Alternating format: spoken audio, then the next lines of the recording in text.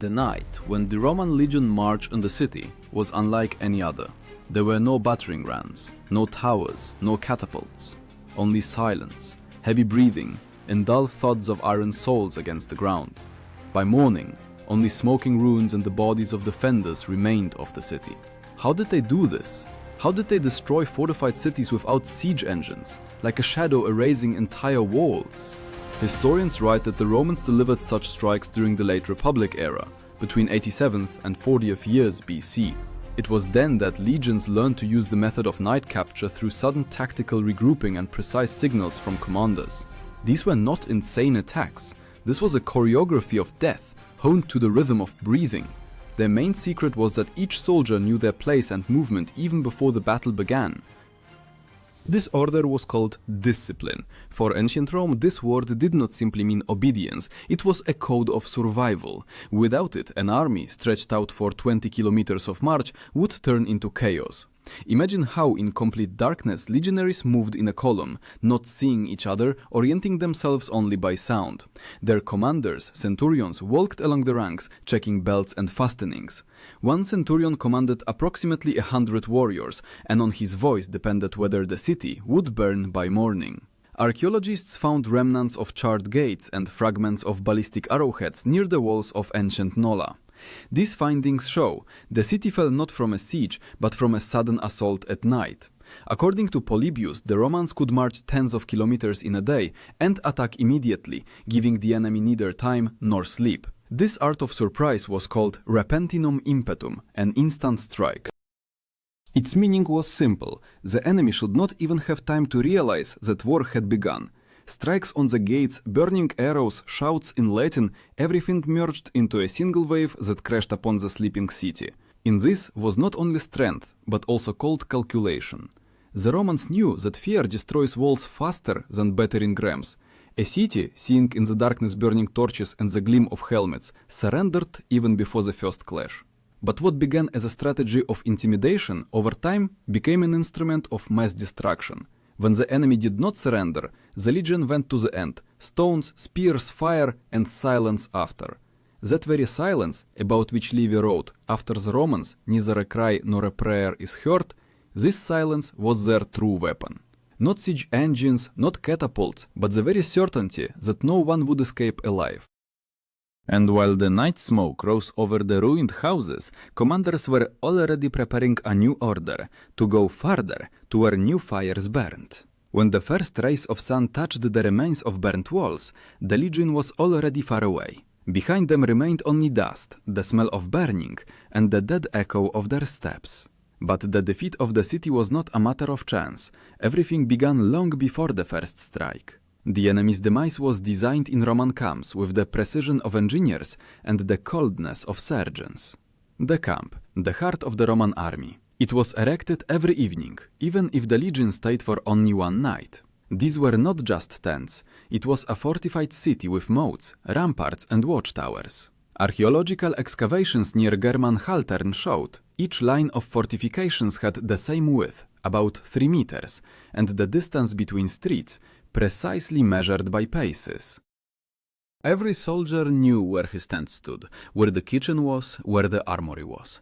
This was an order that transformed the chaos of the march into a mathematical system of war. The Romans called this order castra. Today one can say simpler, a mobile fortress. From these camps legions emerged, like from factory workshops, already prepared killing machines. In each castrum there was one sacred line, the main street, leading from the gates to the center, where the legion's standard, the signum, stood.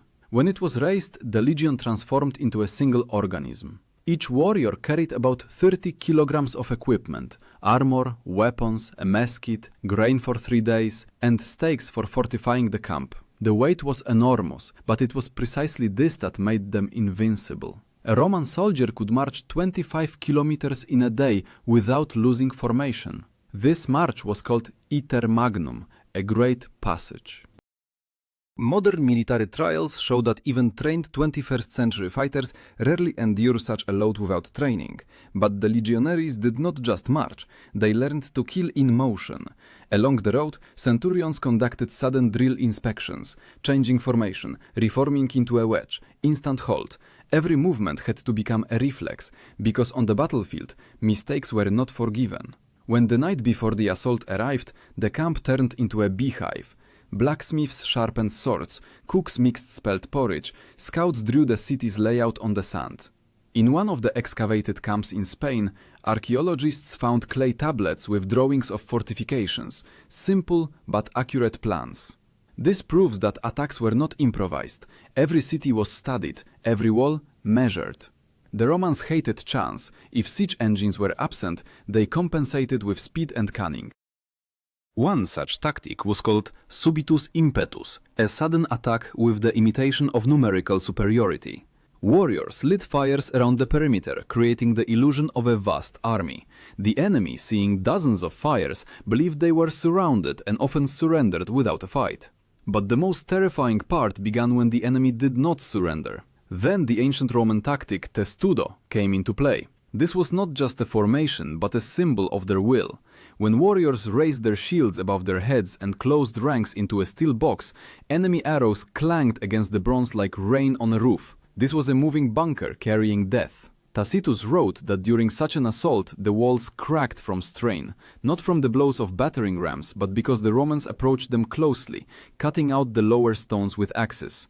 One blow, a second, and now beneath the wall there was fire, smoke, and the clang of metal. The city burned from below, like a candle, and above people suffocated from the heat. The legion did not wait for the order to retreat. If the gates did not yield, they walked over the bodies of their own. Polybius described how in Numantia the Romans stormed breaches, sliding on blood, yet not retreating a single step. And this is not hyperbole. Archaeologists found human bones mixed with bronze armor parts at the site of the assault. The centurion knew, if he showed weakness, 100 would perish after him. Therefore his reward was not gold, but the right to die first. In Rome they said centurio ante omnes, the centurion before all. They were buried without honors, but the name of each was carved in stone, proof that they did not merely command, but led. While smoke rose above the walls, the legion commander, the legate, was already planning how to use the destroyed city. Sometimes it was left as a warning to neighbors, sometimes turned into a base. But always the same procedure followed. Spoils were divided equally, and victory was recorded not in a person's name, but in the legion's name. This system turned the army not into a mob of killers, but into a mechanism of power. And it was precisely this that allowed the Romans to burn cities overnight, not because they were bloodthirsty, but because they acted as one will. When thousands of people move in unison, even walls lose their meaning. And in this lay the true magic of Roman weaponry, in that its main blade was order. The Romans said, "Ordo vincit omnia," order conquers all. And it was precisely this order that turned night into their ally. When the hour of attack arrived, the legionaries moved silently, step by step, as if ghosts in bronze. Lights over the camp went out, signal horns fell silent. Only the officers, centurions and tribunes, knew the attack plan. The rest followed their silhouettes like shadows, confident that with the first movement a storm would begin. At the start of the night assault, the legion did not employ catapults or battering rams. Their weapons were speed and surprise. Polybius described that the commander gave a signal, short like the strike of a sword. One trumpet sound and the ranks came alive. From the darkness, torches rose, but not for light, but for fear. The city saw dozens of lights flash from the darkness as if the earth itself had caught fire. This attack was called ignis nocturnus, night fire. Its meaning was simple, to make the enemy believe they were surrounded. Warriors shouted battle slogans, struck swords against shields, raised dust, and even if there were only a few hundred of them, it seemed as if an entire legion was advancing. Psychological warfare brought to an art form long before the term psychological operations appeared. When the defenders rushed to the walls, it was already too late. Dozens of legionaries in a dense testudo formation were already approaching the gates. Under the cover of shields, they poured tar onto the gate leaves and set them on fire. The flame temperature rose above 1,000 degrees. bronze hinges melted, and smoke choked the defenders. But not everything always went according to plan. In one of the campaigns against the Lusitanians in Spain, the enemy noticed the Romans in advance and opened fire with bows. Then legate Quintus Servilius Caepio ordered the use of an agar, a temporary earthen rampart, an embankment that soldiers created from sandbags and shields. Within minutes, they erected a shelter and continued the advance. This was an example of Roman engineering genius. They could reshape the very earth to shelter themselves from death. Engineering units were called fabri, craftsmen. These people did not fight, but the outcome of the battle depended precisely on them. They built bridges over moats, constructed ladders from spears, erected platforms so that infantry could approach the walls closely. Modern researchers find iron pins, stakes, and solidified lumps of tar at the sites of ancient battles, traces of these night operations. All of this proves the Romans did not need cumbersome siege engines when they could create them from readily available materials. During night attacks, signals were used, not visual but auditory. Legionaries distinguished 33 different trumpet sounds, each denoting an action: advance, retreat, regrouping. When the hour of attack arrived, the legionaries moved silently, step by step, as if ghosts in bronze. Over the camp, lights went out, signal horns fell silent. Only the officers, centurions and tribunes, knew the attack plan. The rest followed their silhouettes, like shadows, confident that with the first movement a storm would begin. At the start of the night assault, the legion did not employ catapults or battering rams. Their weapons were speed and surprise. Polybius described that the commander gave a signal, short, like the strike of a sword, one trumpet sound and the ranks came alive. From the darkness torches rose, but not for light, but for fear. The city saw dozens of lights flash from the darkness, as if the earth itself had caught fire. This attack was called Ignis Nocturnus, night fire. Its meaning was simple: to make the enemy believe they were surrounded. Warriors shouted battle slogans, struck swords against shields, raised dust, and even if there were only a few hundred of them, it seemed as if an entire legion was advancing. Psychological warfare, brought to an art form long before the term psychological operations appeared. When the defenders rushed to the walls, it was already too late. Dozens of legionaries in a dense testudo formation were already approaching the gates.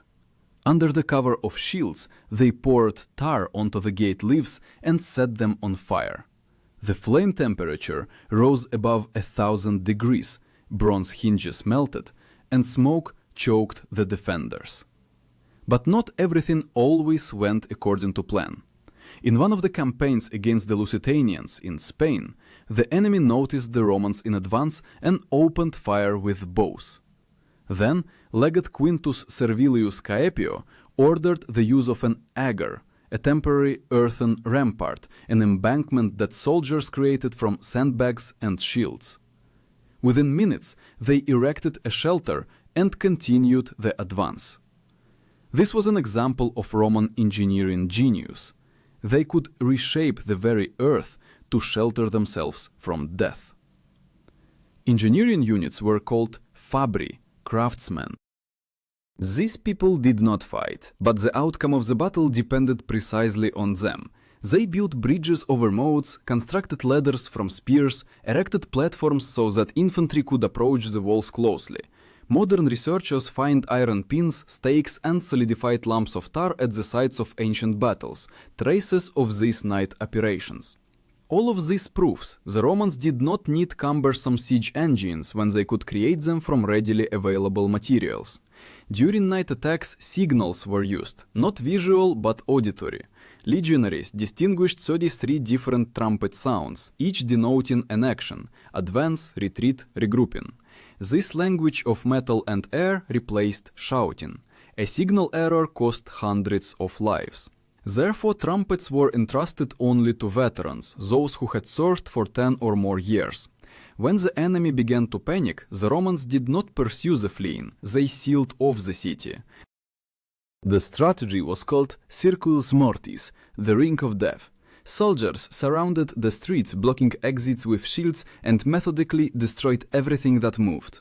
Modern historians compare this to special forces clearings, fast, without emotion, without shouting. Tacitus described how after such battles, legionaries emerged silently, with soot on their faces and burns on their hands. No one celebrated the victory. They were simply given water and a new order, to march on. This cold ritual underscored the essence of Roman warfare, not emotion, but system. Archaeological findings in Iberia and Gaul confirm that many cities were destroyed precisely this way, quickly, in a single night, without long sieges. Layers of ash up to 30 centimeters thick, remnants of molten bronze, charred gate beams, traces of instantaneous and total destruction. And yet, behind this flawless mechanism lay one human trait: fear. Even legionaries, accustomed to blood, feared the darkness. Therefore, in each cohort there was one person carrying the eagle standard, the aquilifer. He went first, because his presence was considered a protection by the gods. To lose the eagle meant to lose honor. For its sake, soldiers rushed into fire, pulled the standard from the ashes, saved the symbol of the empire, even if the entire unit perished. The Romans believed that as long as the eagle was not lowered, the legion was alive.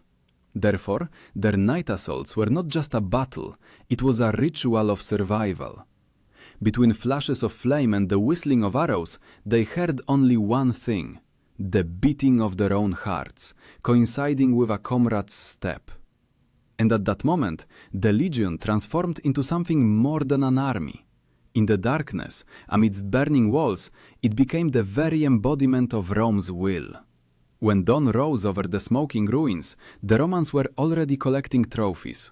Their steps clinked on the charred stones as if on broken metal. The city, full of life just yesterday, now became a map on which the legate drew new lines of power. But dawn was still far away. The culmination of the assault, the moment when the legion turned into an avalanche. According to Caesar's accounts, it was in such moments that the outcome of entire wars was decided.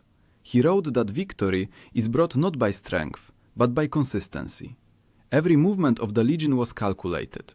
A strike on the gates, smoke, circumvention, breaking the enemy's formation, and an instant breakthrough. This was called ruptura, a breakthrough of the defensive line, like a cracking glass that instantly turns into a network of destruction. At the moment of assault, command was transferred to the centurions. They knew their men by name, knew who would fall first, who would endure to the end. This was not an army of faceless individuals.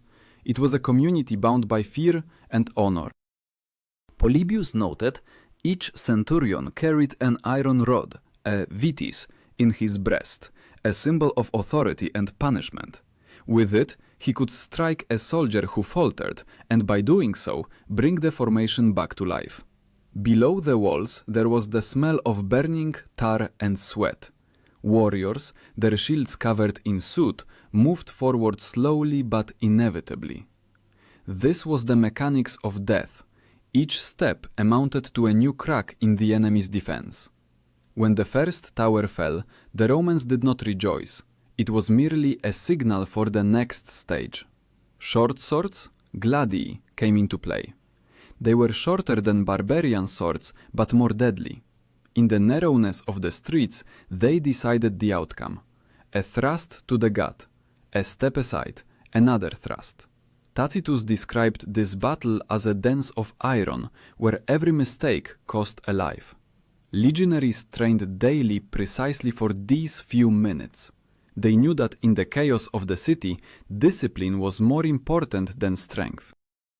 When the enemy retreated to the center, legionaries reformed into a manipulus, compact combat groups of 120 men. These were living gears, rotating around the commander's axis. Archaeological data from the destroyed city of Falerii showed that street battles lasted no more than 2 hours, too fast for a siege, too organized for chaos. This was a deadly algorithm.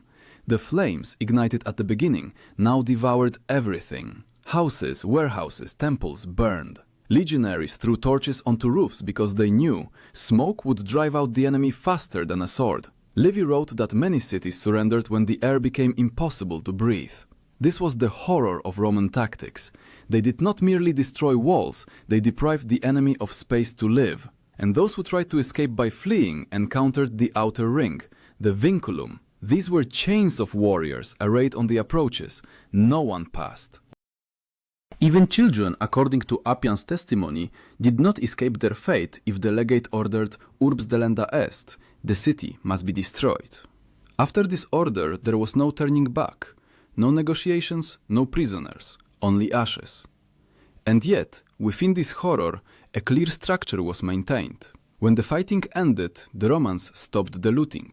По уставу, третий час после взятия города посвящался инвентаризации. Считали оружие, складывали добычу, отмечали потери.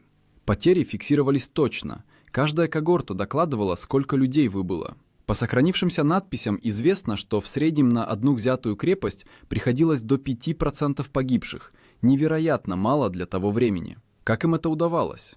Ответ в их сигналах и планировании. В момент штурма легат стоял на возвышении, наблюдая за ходом боя. Его сигналы передавались через трубы и флажки. Один неверный звук мог привести к катастрофе, поэтому каждый трубач проходил годы обучения.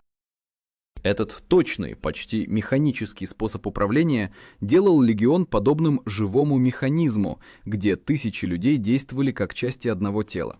Когда все заканчивалось, над городом поднимался орел легиона. Он отражал пламя, словно солнце в аду. Этот миг фиксировали хронисты, писали в донесениях, вырезали на камнях.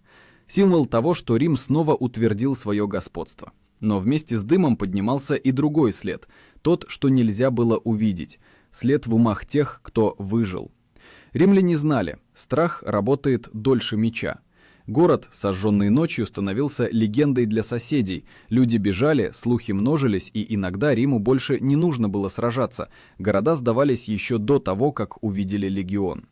Это и было их секретное оружие. Не меч и не огонь, а память о них, когда даже сама тьма начинала казаться римской. После того, как грохот стихал и город превращался в серый пепел, легион не задерживался. Утром, когда дым еще застилал небо, звучал сигнал трубы. Марш. Ни молитв, ни речей, ни пафосных прощаний. Они уходили, как буря, оставляя за собой выжженные следы и тишину, которая была страшнее самого боя. Эта тишина, писал Тацит, поглощала даже эхо. Но именно теперь, после разрушения, начиналось то, ради чего все было задумано – превращение ужаса в стратегию. Римляне знали, что уничтожение города не самоцель, это инструмент. Каждый пепел должен был работать на Рим. После штурма следовал этап систематического подчинения территории. В этот момент вступали в действие инженеры, писцы и чиновники. Они составляли карты, отмечали источники воды, дороги, поля. Из руин возводились новые опорные пункты, президия, гарнизоны, где оставляли часть солдат. Именно так Рим создавал сеть контроля. Там, где вчера был враг, завтра появлялся форт. Там, где невозможно было удерживать территорию, Рим оставлял предупреждение.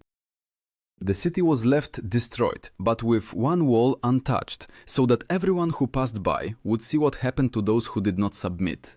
Archaeologists found such places in Gaul and the Balkans, partially destroyed walls, even lines of conflagrations, but always traces of an orderly withdrawal. This was not chaos, but a theatrical set of fear. Sometimes legionaries left inscriptions on stones, short, almost cold-blooded. Vicit legio nona, the 9th legion conquered, not for memory, but for psychological pressure. Anyone who saw this inscription understood. Resistance was futile. In these words resonated not pride, but a warning. After the battle, a debriefing began. Centurions compiled reports, noting bravery, casualties, disciplinary infractions. Those who violated order were punished even after victory. It is known that in one of Caesar's campaigns, 2 legionaries were executed for beginning to loot before the signal. The Romans did not allow war to destroy the system. On the contrary, war confirmed its robustness. This is precisely what distinguished the Roman army from all others. Barbarians conquered with passion, Rome with procedure. They transformed destruction into a process, almost a ritual. Every step, every phase had its own time. After the battle, weapon cleaning. After cleaning, provisions distribution. After that, formation. Even when the bodies of the enemies had not yet cooled, the legion was already ready for the next march. At this moment, the norms of disciplina militaris, military discipline, came into effect. This was not just obedience, but an internal order brought to automatism. The centurion did not ask who was tired. He knew that everyone was tired. But Rome demanded they march, and they marched, 20 kilometers through ash, along still smoking roads, raising clouds of black dust in which the outlines of the burned world disappeared. The Romans said, Roma non dormit, Rome does not sleep. This was not a metaphor, but a reality. Even after night assaults, there was no concept of rest. Changing of guards, tent inspections, roster entries. Archaeological findings of clay tablets from Roman camps show everything was documented, even the consumption of oil for torches. In this lay their superhuman strength, in the ability to maintain order amidst chaos. But behind this order also lurked a shadow. Many legionaries did not live to the end of their service. Exhausted by marches, burns and smoke, they often died not in battle, but from diseases. Caesar wrote, "Death from exhaustion is more terrible than the sword." And yet new recruits came, because they knew. In the legion, a person became part of the eternal. This belief that Rome lives in every step made them invincible. Even after terrible nights when by torchlight they saw houses collapsing and women screaming, they did not consider themselves murderers. They considered themselves builders of order. In their eyes, cities did not die. They were purified. The psychological effect was monstrous. Already a few years after campaigns in Spain, cities surrendered without resistance at the mere news of a legion's approach. This was the very secret weapon about which ancient historians wrote, not fire, not the sword, but the reputation of inevitability. Every new campaign began not with an attack, but with silence. The legion stood on the border and the enemy already knew. If Rome came at night, nothing would remain of it tomorrow. This fear spread faster than troops. This is how the empire expanded without sieges, without long wars, only thanks to the memory of those who burned in a single night. But the most terrible thing was that this fear also affected the Romans themselves. They began to believe that they were invincible, and it was this very belief that one day turned against them. When Rome believed in its own invulnerability, a crack appeared within the system itself. It was invisible, like fatigue in a warrior's body. The legion still marched, still conquered, but within this perfect machine, doubts began to accumulate. Old centurions, who had been through dozens of campaigns, saw that discipline rested not on faith, but on fear. Fear, which previously turned outwards, now began to work against their own. After every victory, after every ash heap, conversations grew more frequent in the camps, whispered at night by the campfires. How much longer? The veterans asked. They saw how young recruits no longer understood the meaning of the campaigns. For them, war was turning into a craft without purpose, where every city was just another point on a list. Rome expanded, but its soul contracted. The first signs of this weariness were recorded by chroniclers of Augustus's time. Soldiers began to complain about long service, demanding rewards ahead of schedule. The empire, stretched to its limit, became dependent on constant war, like a body on a poison to which it had become accustomed. A legion without war lost its meaning. It did not know how to live in peace, and yet the rituals remained. March, formation, signals, reports. Only within them did the former energy disappear. Warriors carried out orders without conviction, like actors repeating a long-memorized play. Cicero wrote, "Rome became a shadow of its triumph, and all that was honor became habit."